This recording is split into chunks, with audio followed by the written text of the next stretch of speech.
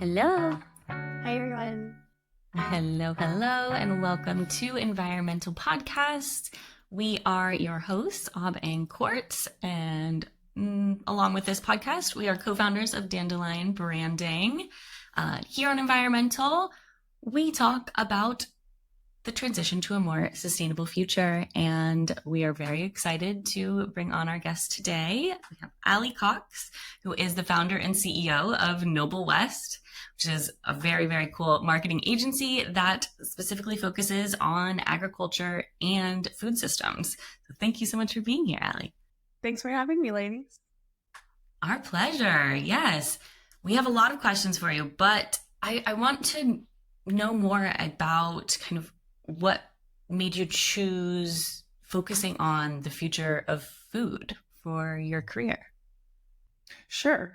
I am a passionate marketer and have been now for well over 2 decades. I did not start in environmental marketing. I started in entertainment marketing and did a lot in sports and fashion and technology. And then after about 10 years into my career, I really just kind of had an epiphany that I wanted to go back to my roots, which is agriculture. And I'm a 5th generation farmer. And our family's been farming the same land, actually on both sides, on my mom and dad's side.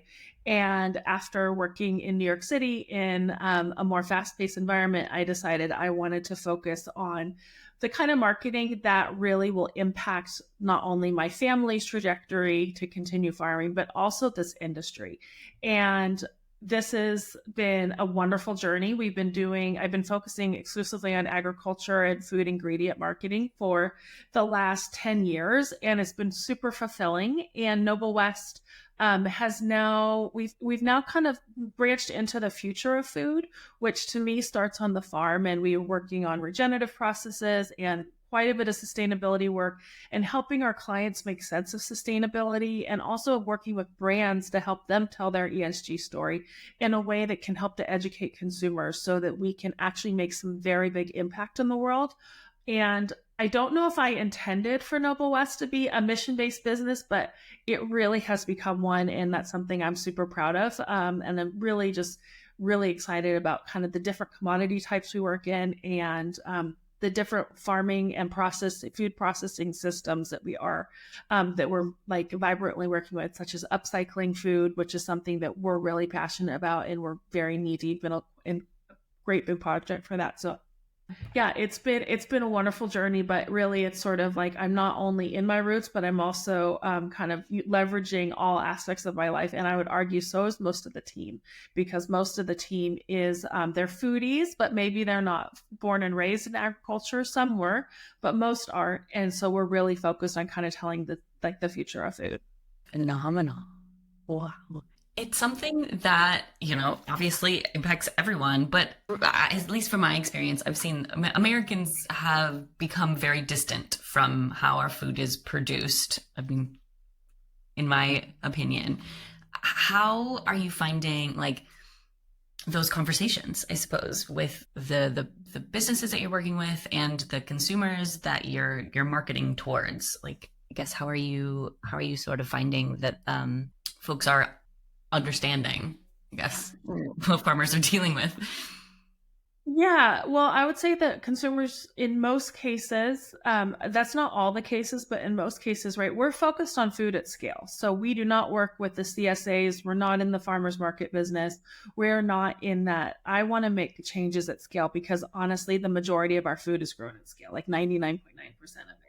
And if we're going to be making positive, impactful changes for the climate and the environment, and also commodity pricing, which is where most farmers really are, that's where they live and die, is on commodity-based pricing.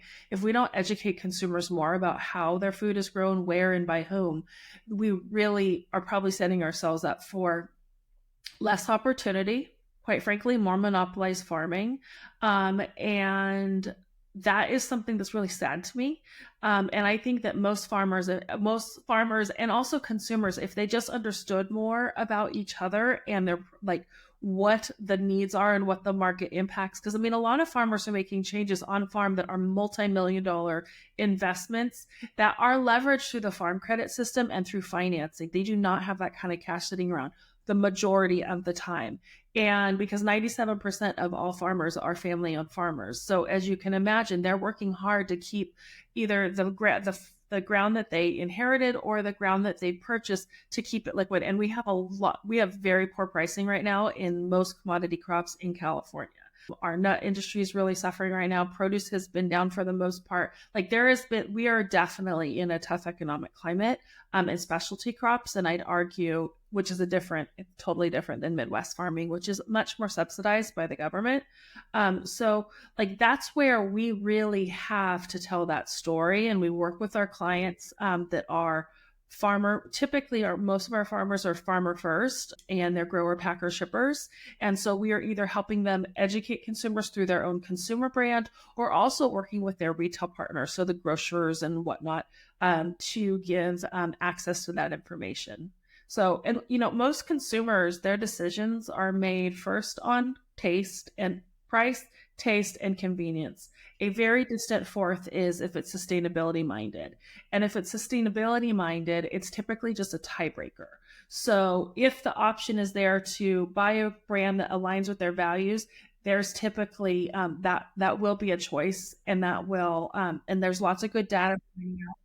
The more consumers know, the more they are actually making those changes. So again, but it's for us. We need to make sure that we are we're providing access and opportunity, because what the saddest thing is when farmers make decisions on farm to go either organic or regenerative, and they make huge investments in ag technology without any sort of guarantee that they're going to get a better price. And that is where we're seeing a lot of farmers struggle right now.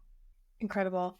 I mean, it's something that we know because we're in sustainability and we talk about this, but it's so intricate, and it sounds like you're involved with sort of the whole pipeline here. I think partially because you are a 5th generation farmer, so you understand that whole, supply chain as it is.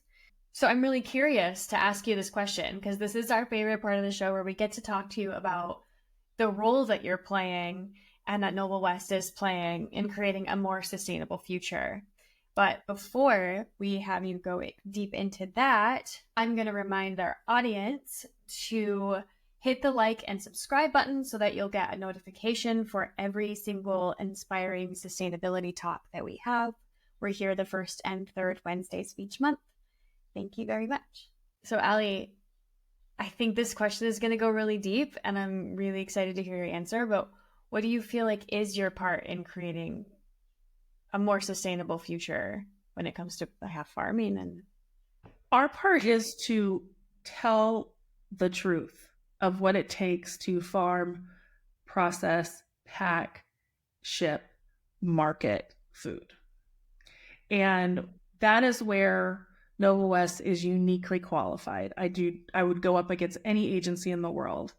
And where that we're finding is the clients that we work the best with typically are open to exploring different ways to tell that story. And that story might be how something is grown. It might be sustainability focused, but the truth is we have to tell that first story. And then second of all, helping the brands who are invested and want to have a mission to be more hero food ingredient focused. So meaning like the ingredients that go into their packaged goods or whatnot, making sure that those brands have the real facts so that they are telling story. Because I think you guys both know this, of course, but like with ESG reporting and with the claims that come with ESG, suppliers and the supply chain is critically important to most foods that are sold right now, which means understanding, quite frankly, first the investments that have already been made on the farm and the processing plant, understanding that, and then secondly, knowing how to leverage that through your ESG reporting. And also those through lines of data need to make it to consumers in a way that is in a good for you sort of messaging. And that's something that I think that we're uniquely qualified to do. And quite frankly, the majority, again, we're doing most of our work in California. We do some international work and some across the country, but the majority of our clients are already like unbelievable operators. And they are recycling their water. They are using ag technology.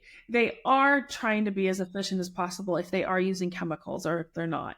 Like, but that is a place where like we have to tell that social responsibility is a huge part of it. So that's where and a lot of our clients are Project Gigatron, which is they're Walmart certified, which means what they're doing on farm is extraordinary already. And that's our job, to tell that story and also be creative in how we tell that story so that consumers feel good about the choices they're making. And it's not a guilt-ridden decision, but it's more of a proactive decision that, again, aligns with their values. Yeah. And says like you said, good for you decision. I really like that terminology. Yeah. Are you finding that because you're working with like the large scale agriculture? Wow, there's a lot of questions I have. They all just went through my brain at the same time. I think they take a lot of heat, right? Like I think, especially at the large scale, from the environmentalist groups, and that they're kind of taking it on all sides. They can't use the chemicals, and they're getting hit with policy, and they're getting hit with these price gouges like you're saying, and then they're making these sustainability choices. Do you find that oftentimes farms at scale are making sustainability choices because they can use it in their messaging, or would you say that they just understand that it's the way that their future has to go, or is it better for their farm? Like, what is that truth? What is that choice that you find? Okay, well, the first thing is not all farmers are the same, and not all farmers have the same opportunity. So we really need to dissect that. The majority of growers are contract growers who are sending their crop to a processor or under another brand, and they're doing the marketing for them. That is the large majority. Now, I mean, some of our clients have 250 to 500 contract growers. So by default, what they're already doing to remain compliant with that by CDFA, California Department of Food and Agriculture, and USDA standards are bar none more supreme. Especially, don't even get me started on most international farming, with the exception of Europe. Like, it is completely unregulated. So like that is part of that. Though, but if you really, I think if we take a small subset, which I think is going to probably answer your question a little bit more directly, let's look at grower, packer, shippers. I grow the food, I pack the food, I ship the food, I sell the food, I market the food. Probably my sticker is on a piece of produce that is out into the world. Those folks are making the changes probably on their farm because they want to get the better price. And they are also likely are doing that because they want to have more access for more retailers.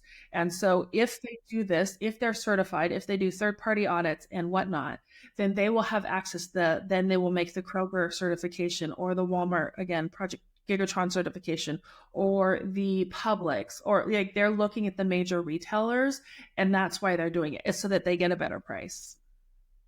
So I think that where we have found, like where I get very, very frustrated, is a lot of onus has been put on farmers to just make decisions because it's better for the environment. And there's not any other industries that are guilted in the same way. And the truth is, farmers are like, I am a great steward of the land, and it's, we're still farming and it's tough. But why should I do that if, like, who's looking out for me? Typically nobody, right? But something that I think has been a great momentum shift, and something that was very publicly talked about at Expo West, quite frankly, on Climate Day, was really brands looking for opportunities to partner with farmers to help them with their rotational crops. So typically, like, if you need to do crop rotation, at least like three harvests, to fix your nitrogen or whatnot in the soil. And a lot of times farmers don't have a great rotational crop like sales opportunity. So it's a loss leader. And if you're farming regeneratively, it's essential that you get that rotational crop in. if you're farming conventionally, you can use chemicals to solve for this. So if we don't find those rotational crop opportunities, and I was really happy to hear how General Mills is actually working with some of their wheat farmers to find a source for their rotational crop, which they really, yellow peas and different kind of peas that have pea protein.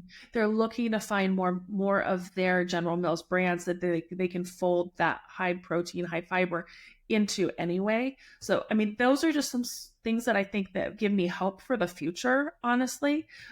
I think that it's really it's like we need to make it financially viable for farmers to operate in a way that maybe align with some of our environmental and ethical sort of goals for the for the climate and whatnot. Yeah, that totally answers my question. That's it. Then that's what I was trying to get at is we've had some other guests on their show too that say if it's not commercially viable or economically possible for a business, that decision has to come first, unfortunately. And with farmers, I think that is a really tough situation. Like you said, the onus is on them and they're not getting the offer for it. And it's really cool to hear. I hadn't really thought about the rotational crop. We've worked with regenerative farmers in the past. Yeah, that's a really interesting thing about General Mills, looking to introduce rotational crops into what they're doing. Yeah, but then also just looking at this goes back to education, right? If consumers aren't noticing and aren't paying attention, that part of the messaging that General Mills is trying to incorporate is it for these specific brands is more climate friendly. If it's not if it doesn't make fiscal sense, they probably will discontinue, right? And there's a lot of innovation with different kinds of more regenerative crop. Kernza is something that is it's a perennial wheat crop, and there are brands that are doing product testing to try to work Kernza into Patagonia Provisions, for example. Patagonia's new food brand. There are regenerative. All of their food sourcing is ROC certified, regenerative organic certified. But the thing is, and they still need to make money. So they still have to tell that story. Consumers need to value that, right? And that's where if we don't educate on this, and there is just, it's really that's where we have I don't see an opportunity otherwise. And right now, especially as legislation continues to crack down on farmers in California and honestly across the country, we have to do this. And I would just say to anybody listening, if you care at all about sustainability, you need to stop buying internationally grown food right now. That's where you can put your money where your mouth goes. You need to be buying at least domestically, at least, because otherwise it is the most, from a carbon standpoint, that's where we all have to make the power of the purse really comes into play. Yeah, buying local food. Really good. It's tough. I mean, you understand that, consumers need to be more aware, but like we mentioned, consumers are often making a decision about, the financial decision, and then their decision about, choosing organic would be kind of a deal breaker. But it's what comes first, I guess having those more accessible and more affordable options. But if they don't make financial sense for the business to invest in them because there's not enough consumers to buy them, but the consumers don't have them yet as an option. So yeah, we're in a tipping point, it seems. It's yeah, it's kind of a nasty cycle. It is a nasty cycle. And I think that's where and the truth is, the people at the bottom of that nasty cycle are the farmers. Obviously we're not talking about food security right now and basic health needs. That's we're not talking about that. That's the real bottom of the cycle. We know that. But from a professionally speaking, the farmers are, because farmers, again, we live in and work in a very commoditized industry. So farmers have no idea at the end of the season how much they're going to get paid for anything that they have just invested in. It's based on the day, and it's based on the economy, and it's based on all those things. So unless there are, I was like, oh God. It's so stressful. It's so stressful for farmers. I know. So unless we're telling her those stories, and unless we as society are saying, I'm going to buy brands that I believe in, that because I believe in how they food source, I align with their ESG branding. I understand their marketing. I get what they are trying to do. Those are the brands I'm going to support. And I'm going to know that at least a third of my income should go to food, which is where the majority of developed countries are. But in the United States, we just think we should get cheap food. And the truth is then the farmers continue to be the price takers. So they need to have great contracts. They need to have contracts before they plant. They need to work with brands who actually are going to put their money where their mouth is from a food supplier situation. And but I do think there's momentum, and I do think that we can do it. But I think that the retailers are doing a lot of the brunt right now because they are making claims about their sourcing and about their requirements for their food. The good ones are. And so it's about shopping it. It's all about where you spend your money and about where you believe the values that you believe in. So if it's organic, buy organic. Understand if that's what it is, that's great. But you really need to understand, am I buying organic that was grown in Mexico? Because if you are getting you need ethylene. I'm sorry. The crop can't sit on the truck that long. There needs to be ethylene and utilized in order to keep the banana orange or to keep it yellow or keep, whatever the color is. So but it's about being an educated consumer and understanding and making those kind of value driven decisions. No, not yet. Probably will never be the cheapest.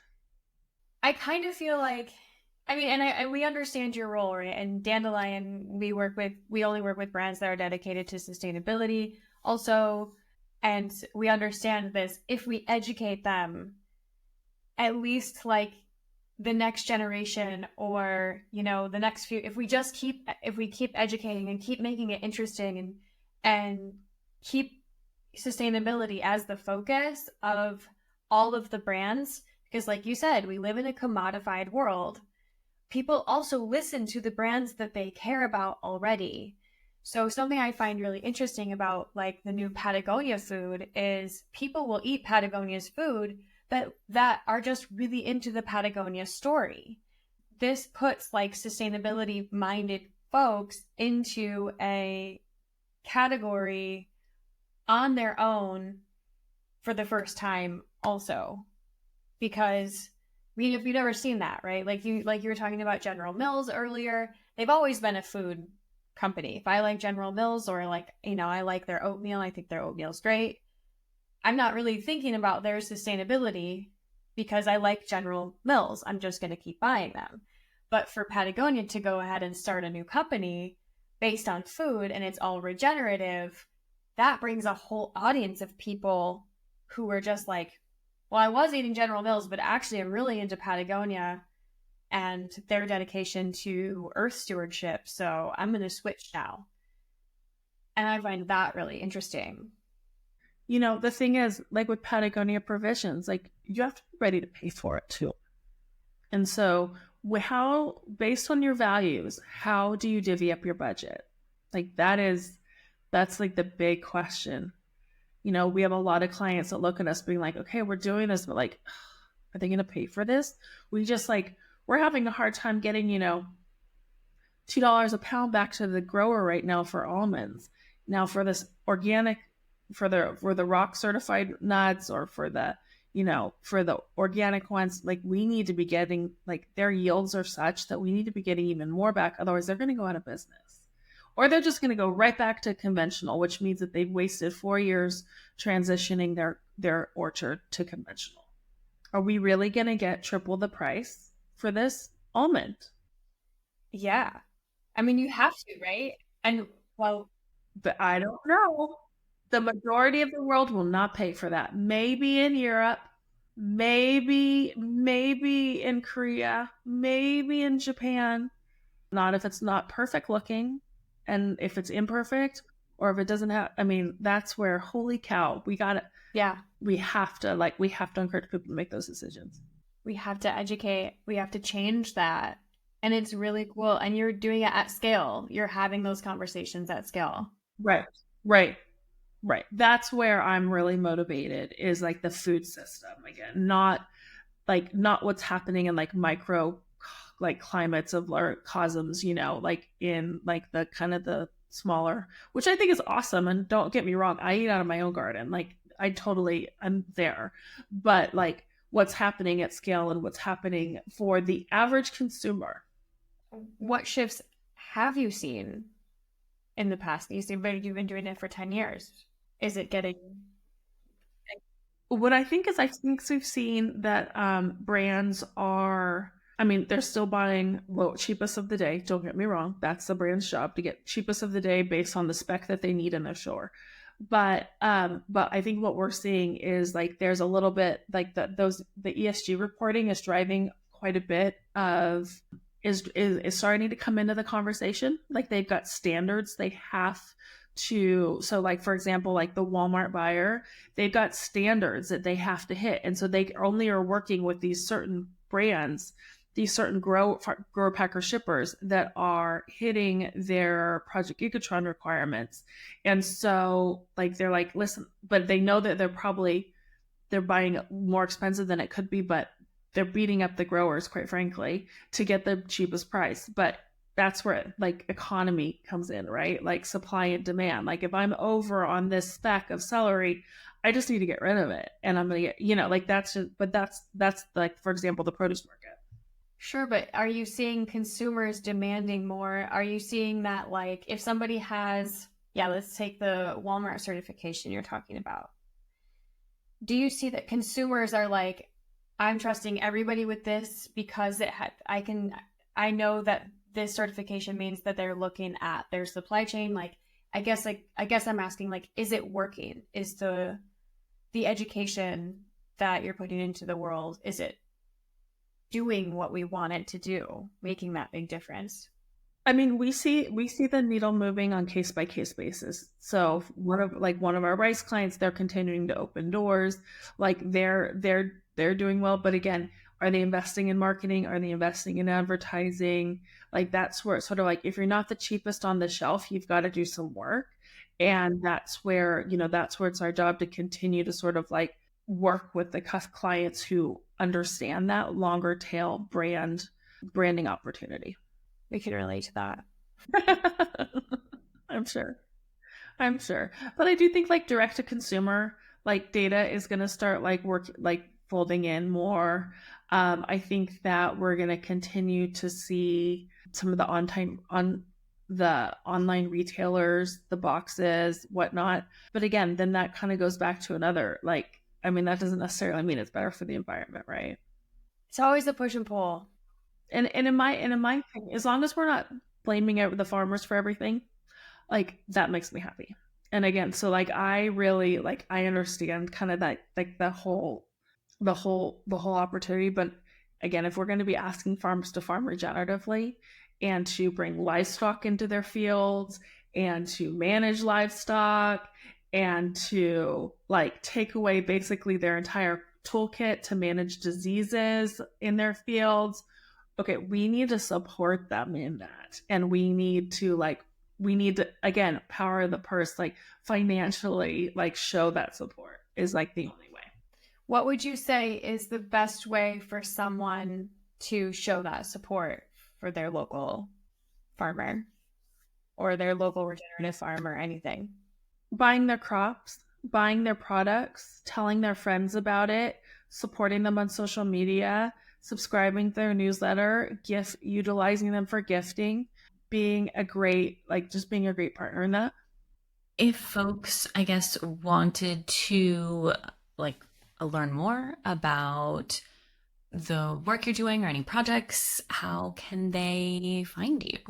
They can go to our website at wearenoblewest.com or on social media, We Are Noble West. And then I also am pretty active on LinkedIn. And so that's probably the best places. And of course, always happy to keep the conversation going. I think that's probably the most critical thing that needs to happen is encouraging consumers to purchase by their values. Wonderful. Thank you so much for joining us, Ali. It was really great to meet you and have you come on the show. And thank you everyone for joining us this week, and we will see you next time.